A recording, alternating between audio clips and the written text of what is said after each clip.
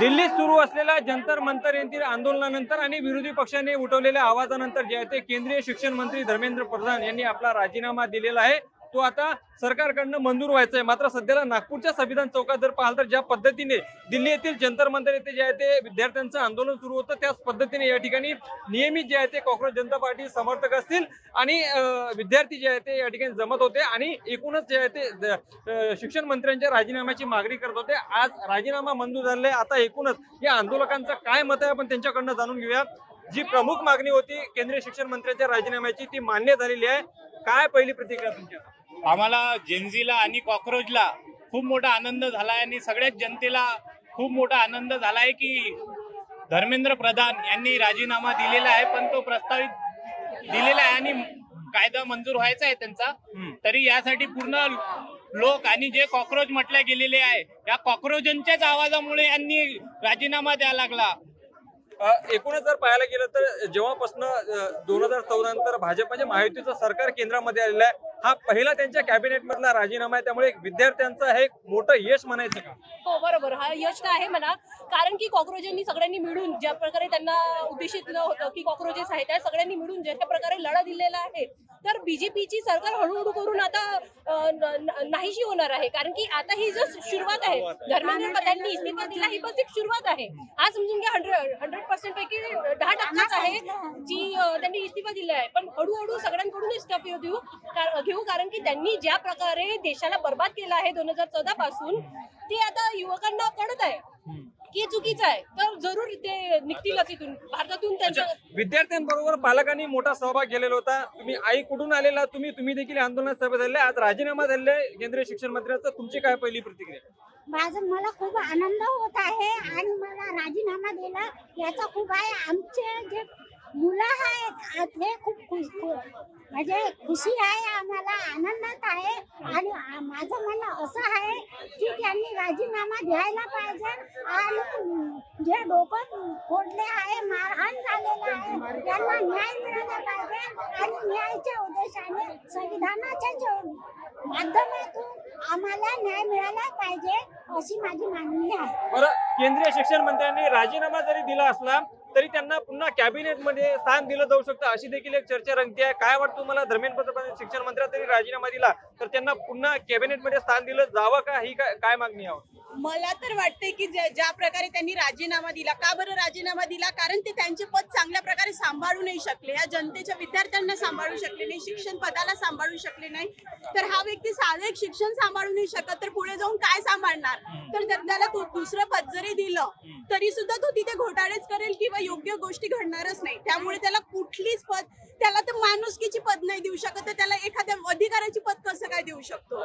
आणि एक चांगली गोष्ट ही की किती अनपढ लोक ह्या राज्यसभेत आले, पदावर आले, तरी अनपढ लोक हे पढ्या लिखा लोकांवर राज्य करू शकत नाही, ते ह्या कॉक्रोचांनी सिद्ध करून दाखवलेलं आहे. एकूणच या आंदोलनामध्ये विद्यार्थी पालकासह अनेकांनी पाठिंबा दर्शवला होता. आपल्यासोबत प्रशांत मिश्रा जे आहे, मूळचे नागपूरचे असले तरी अमेरिकेत त्यांचा व्यवसाय आहे. दिल्ली येथील जंतर मंतरला त्यांनी पाठिंबा देखील दिला होता. आज धर्मेंद्र प्रधान यांनी आपला राजीनामा जे आहे ते पंतप्रधानांकडे पाठवलेला आहे. तो मंजूर झालेला नाही, कदाचित होईल. काय वाटतं, मोठं यश आहे आंदोलनाचं सुरुवात? तसं म्हणण्यात आलं तर आता आंदोलन पूर्णपणे कंप्लीट नाही झालेलं आहे, कारण की आमची 3 मागण्या आहेत आणि नागपूरमध्ये जवळपास 10 ते 12 मिनिस्टर असल्यापासून ही आकांक्षा चतुर्वेदीच्या घरी आतापर्यंत अर्धा किलोमीटरवर राहणारी मुली आहे, त्याच्याकडे एकही माणूस गेलेला नाही आहे. तर मला वाटत नाही यांच्याकडे तेवढी जिम्मेदारी घेण्याची काही म्हणजे साहसिकता वगैरे आहे. दुसरं म्हणजे यांनी डिग्निटी चॅलेंज केलेली आहे. संविधानात आपल्याला प्रत्येक माणसाला गरिमा का अधिकार, dignity, we the people of India deserve fundamental right of expression of अभिव्यक्ति की आजादी, ये सब चीजों को, या गोष्टीवर आपण बरेचदा बोललेलं आहे. आणि आपण बघितलं ज्या रूपाने यांनी पॅलेट गन किंवा लाठीचार्ज किंवा अश्रू गॅस तिथं तरुण तरुणींवर टाकले होते आणि त्यांना खूप त्रास दिला, लाईट बंद करण्यात आली होती. तर आता इस्तीफा टाकला, पहिली वाटचाल त्यांनी पुढे घेतलेली आहे.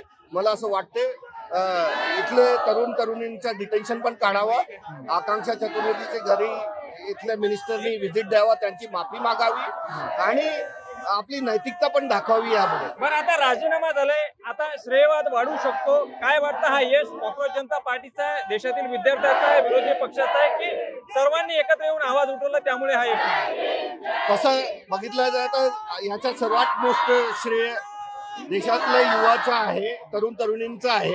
त्यानंतर ज्या लोकांनी पण सपोर्ट केला सोनम वांगचुकजीचा आहे, कारण की त्यांना ज्या प्रकारे अनशन ठेवलेला होता त्यामुळेच एवढ्या गव्हर्नमेंटला, आणि अभिजित दिपकीचा आहे जो माझ्यासोबतच अमेरिकेतून परत आलेला आहे इथं आंदोलन करण्यासाठी.